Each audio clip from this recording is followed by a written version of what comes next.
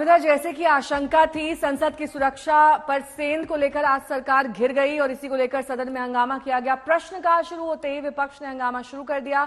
लोकसभा अध्यक्ष ओम बिरला ने जांच का आश्वासन दिया, लेकिन विपक्ष हंगामा करता रहा।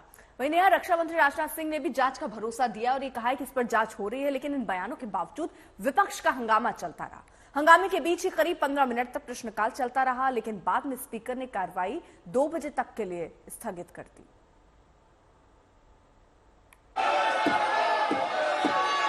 माननीय सदस्यगण,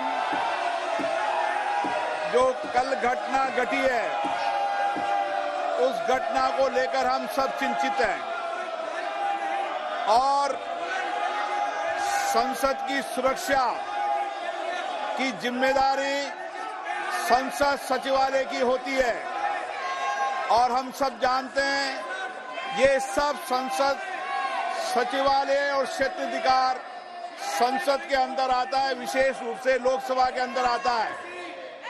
और इसीलिए मैंने आपसे कल चर्चा की है, संवाद किया है, फिर हम चर्चा करेंगे, आप लोगों सबको बुलाकर चर्चा करेंगे। सारी सुरक्षा की जिम्मेदारी और क्षेत्राधिकार लोकसभा सचिवालय का है और इसीलिए लोकसभा सचिवालय फिर आपसे चर्चा करेगा। गलत तरीका है, आप जाकर सदन में बैठिए। नो, सरकार कभी भी लोकसभा सचिवालय में हस्तक्षेप नहीं कर सकती। नो, हम करने भी नहीं देंगे। नो, गलत। ये घटना संसद में घटित हुई है, सबने उसको कंडम किया है। बहुत ही दुर्भाग्यपूर्ण घटना है, इसमें कहीं दो मत नहीं है और आपने तुरंत उसका संज्ञान लेते हुए इस मामले की पूरी जांच का जो है आदेश दे दिया है। मैं समझता हूं कि भविष्य में हम सारे सांसद, चाहे वो पक्ष के हों अथवा प्रतिपक्ष के हों, सभी को सावधानी बरतने की आवश्यकता है ताकि जिनको भी हम पास देते हैं ऐसे व्यक्ति को पास न दिया जाए जो जाकर इस प्रकार की अराजक स्थिति संसद भवन के अंदर पैदा कर दे। यह हम सभी को, केवल सत्ता पक्ष ही नहीं बल्कि दूसरे पक्ष के लोगों को भी यह सावधानी बरतने की जरूरत है।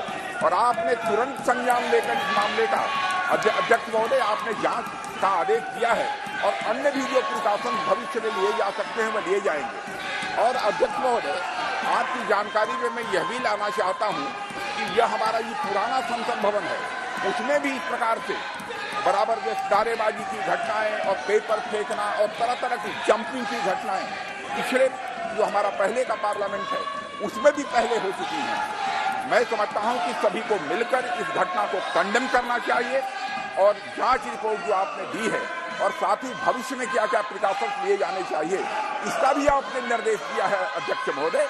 तो मैं समझता हूं कि इस प्रकार से इस संसद के अंदर अराजक स्थिति पैदा करने का कोई औचित्य नहीं है।